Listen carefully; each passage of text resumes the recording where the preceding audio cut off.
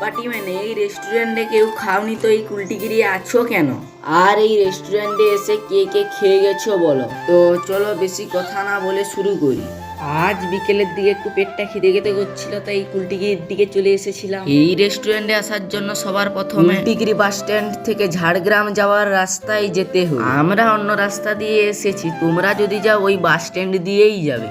Bus stand থেকে কিছুটা গেলে হাট দেখতে পাবে, যদি সোমবার আসো তো।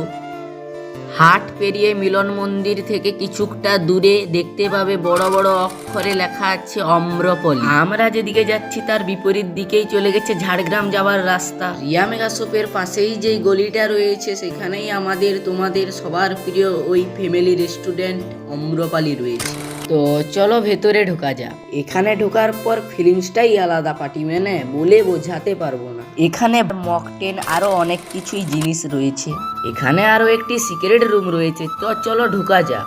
এখানে ঢোকার পর ভাই রে ভাই এত সুন্দর লাগছে বলে বোঝাতে পারবো না। এখানে তোমাদের ফ্যামিলিকেও নিয়ে আসতে পারবে। এখানে বার্থডে পার্টি করার জন্য একটা পারফেক্ট জায়গা।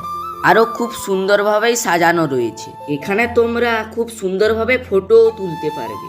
তারপর সেখান থেকে বেরিয়ে মেনুটি দেখছিলাম। পাঁপড়, বিরিয়ানি, কোল্ড ড্রিঙ্ক খেয়ে আজকার বিকেলের খাবারটা কমপ্লিট করলাম।